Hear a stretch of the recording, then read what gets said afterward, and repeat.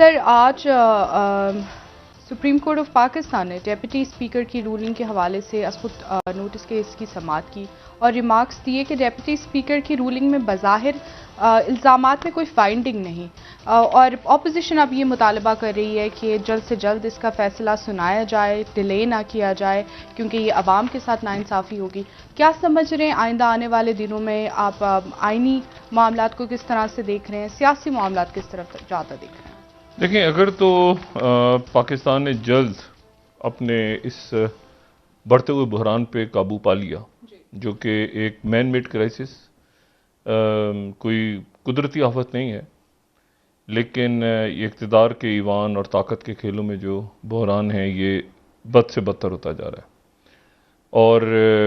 ये अगर फौरी तौर पे इस पे काबू पा लेते हैं हम खुद, हमारी अदालत कोई ऐसा फैसला देती है अगले 1 दिन में 2 दिन में, इन बहरानों से बखूबी निकल सकते हैं। ठीक है। दूसरी सूरत में यह है कि फिर एक अनारकी की तरफ मुल्क चला जाएगा। उसकी वजह यह है कि और ऑलरेडी जा रहा है, और जिसको तवाइफुल मुल्की कहते हैं, ठीक है ना, कि आपको पता ही नहीं कि कौन क्या है, कौन क्या कर रहा है। आज इस वक्त जब हम ये गुफ्तगू कर रहे हैं तो पंजाब असम्बली का इजलास जो है वो एक होटल में हो रहा है, ठीक है, और ये तारीख का एक अनहोना वाक़या है कि आज जो अपोजिशन है उनकी तरफ से स्पीकर के ख़िलाफ़ जो है वो अदम एतमाद आ गया, यानी चौधरी परवेज़ इलाही साहब के ख़िलाफ़, और हुकूमत की जानिब से अपने ही डिप्टी स्पीकर के ख़िलाफ़ दोस्त मोहम्मद मज़ारी के ख़िलाफ़ एक दिन में 2 अदम एतमाद की तहरीकें वहाँ पे आ गई। ना वो उनको मान रहे हैं ना उनको। अच्छा, तो अब इसमें यह है कि यानी मैं अक्सर कहता हूँ ना कि जंग, मोहब्बत और पाकिस्तान में सब कुछ जायज़ है वाला जुमला जो है, कि यहाँ पर ऐसा लगता है कि बस ऐसे ही चल रहा है, कौन क्या है, क्या कर रहा है, इस तरह ज़्यादा देर चल नहीं सकता क्योंकि अब एक तमाशा बन गया। ये पता नहीं बहरान दर बहरान है या तमाशा है, इसको क्या कहा जाए, लेकिन यह है कि एक बहुत ही आइन के साथ और कानून के साथ और जो रूल्स हैं उनके साथ, मतलब अगर ये काम शुरू हो जाए तो फिर अभी यही नहीं लोगों को पता कि वज़ीर कौन है। जो साबिका वज़ीर हैं, वो कई वज़ीर अपने आप को अब तक वज़ीर समझ रहे हैं, वो कह रहे हैं हम तो नोटिफिकेशन नहीं हुआ, मैं क्या बता रहा हूँ उनको हो गया भाई। कई जो हैं वो अपने दफ्तरों से जाके वापस आ रहे हैं रोज़। तो मतलब एक अजब सा, एक अजीब सी सूरत हाल है। और पंजाब असम्बली में ताले लगे हुए हैं और वहाँ पे दोस्त मोहम्मद मज़ारी साहब जो कि डिप्टी स्पीकर हैं,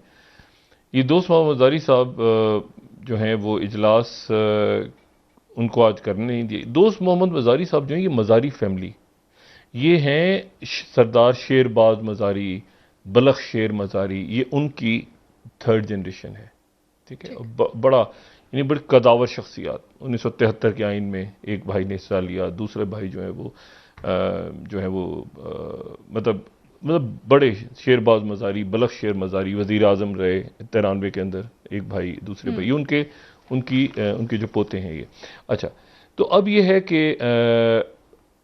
मतलब एक मज़ारी फैमिली, राजनपुर की बड़ी फैमिली।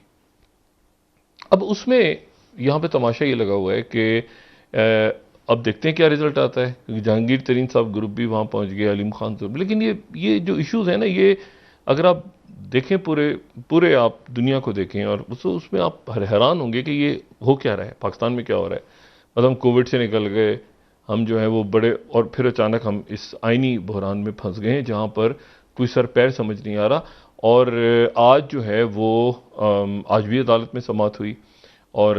बाबर रहमान साहब ने दलाइल दिए, अली ज़फ़र साहब ने दलाइल दिए। अब कल जो है ग़ालिबन अटॉर्नी, कल सुबह अदालत जल्द समाअत शुरू करेगी और उसके बाद कहीं ना कहीं किसी न किसी नतीजे पे तो पहुँचना है कि ये मामला जो है ये क्या है भाई। और 100 अगर हम ये पंजाब में देखें तो ये एक चार्ट से हम शायद वाज़े कर सकें, ये पंजाब में इस तरह से सीट्स हैं कि 183 तहरीक इंसाफ के अरकान हैं और मुस्लिम लीग नवाज़ के 165 हैं और पीपल्स पार्टी के साथ हैं मुस्लिम लीग काफ के 10 हैं। इसको अगर हम बड़ा थोड़ा सा करें तो अच्छा इस तरह से है, ठीक है। यानी ब्लू कलर में जो है वो पीटीआई है और जो येलो है वो जो है वो मुस्लिम लीग नून है, ठीक है, और फिर उसके बाद जो है वो पाकिस्तान पीपल्स पार्टी है, और फिर बाकी फिर दूसरी जमातें, मुस्लिम लीग काफ है फिर। अच्छा, लेकिन इसमें जो वजीर आला बनने के लिए वोट्स चाहिए वो 186 चाहिए, यानी 183 हैं पीटीआई के पास, उनको 186 जिसके पास होंगे 186 पे वजीर आला बन जाएगा। अब ये जो अपोजिशन का इजलास हो रहा है मकामी होटल में, वो कह रहे हैं कि हम 200 से ज्यादा अरकान लेके वहां पहुंच रहे हैं, और दोस्त मोहम्मद, अच्छा इसकी कोई कानूनी हैसियत है नहीं है वो तो अब देखते हैं क्या, लेकिन वो अगर वहां पे अलीम खान ग्रुप भी आ जाता है और जहांगीर तरीन साहब का ग्रुप भी आ जाता है, तो जाहिर है उनको मिला के फिर ये 183 थे। तो अब देखना यह है कि वो 183 जो पीटीआई के लोग थे, उनमें 183 में से कितने लोग ऐसे हैं जो वहां पे पहुंच जाते हैं उस अपोजिशन के पास, या जहां पर वहां पे होटल में जहां पे मरीम नवाज साहब पहुंची हुई हैं। तो वो एक इसे कतई नजर के वो क्या सूरत हाल, वो उसकी कानूनी हैसियत मुझे नहीं पता है या नहीं है उस इजलास की, क्योंकि नोटिफिकेशन नहीं हुआ जो होता है सूबाई असेंबली की तरफ से, असेंबली सेक्रेटेरिएट की तरफ से कि इजलास तलब किया जाए। लेकिन इस होटल में एक दफ़ा इजलास हो चुका है, इसी होटल में कोविड के ज़माने में। बहरहाल, लेकिन इसकी कानूनी हैसियत जो है वो, लेकिन उस वक्त तो बाकायदा कानूनी तौर पर तलब हुआ था, लेकिन आज ये देखना बड़ा इंपॉर्टेंट है कि वो वहाँ पर जो है वो कितने अरकान आते हैं और कितने अरकान ऐसे हैं जो पीटीआई की सफ़ों से चले गए दूसरी तरफ। लेकिन ये तमाशा है, एक तमाशा लगा हुआ है ना कि वो मतलब सूबे असेंबली के ऊपर जो है वो उन्होंने उन पे अदम एतमाद कर दिया, उन्होंने उन पे अदम एतमाद कर दिया, स्पीकर ने स्पीकर के ऊपर ऑपोजिशन ने कर दिया। स्पीकर जो है वो वजीर आला के कैंडिडेट भी हैं, यानी परवेज इलाही साहब भी स्पीकर हैं।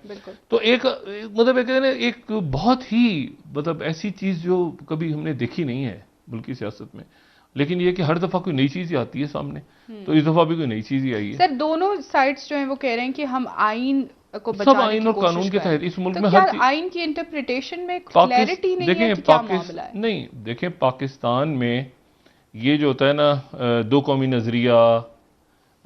सोशलिज्म का नजरिया, ये नजरिया वो नजरिया, सारे नजरियात जो हैं वो दम तोड़ जाते हैं, सिर्फ एक नजरिया जिंदा है और वो है नजरिया जरूरत। ठीक है ना, कि इसमें पटारे में से यहां निकाल कर चीज रख ली तो यहां से निकाल के ये चीज रख ली। एक नजरिए के तहत मुल्क चल रहा है, नजरिया जरूरत, बस। ठीक है, इससे ज्यादा मैं कुछ नहीं कहना चाहता। बात यह है कि वो क्या इंटरप्रिटेशन आती है, क्या चीज, कौन सी चीज क्या कहां लगती है, वो हर आदमी अपना अपना एक बुत तराश के आगे निकल जाता है। ठीक है, और ये जब ऊपर से चीज शुरू होती है ना रियासतों में, तो फिर उसके बाद वो लोग नीचे जो अवाम है वो कहते हैं कि हम कानून की पासदारी क्यों करें, हम क्यों माने आइन को, हम कौन सा कानून माने, ऊपर बैठे हुए लोग क्या कर रहे हैं, देख नहीं रहे हो लड़ाइयां हो रही हैं। तो ये जो नीचे किसी रियासत में जब ये चीज ट्रांसलेट होती है ना, तो वो रियासत फिर जो मैंने कहा ना अनार्की की तरफ जाती है। मतलब एक आदमी क्यों गाड़ी अपनी रोकेगा ट्रैफिक लाइट पे, वो जब वो तो कहेगा भाई 1 मिनट ठहर जाओ, ऊपर बैठे हुए लोग देख नहीं रहे हो क्या कर रहे हैं, वो खुद सुनते हैं, वो किसी आइन को मानते हैं, वो किसी कानून को मानते हैं जो हम मानेंगे नीचे।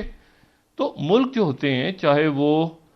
चाइना हो, चाहे वो रशिया हो, चाहे वो कोई सऊदी अरेबिया हो, चाहे वो अमेरिका हो, चाहे वो यूरोप, बुनियादी चीज वहां पे होती है कानून और आइन।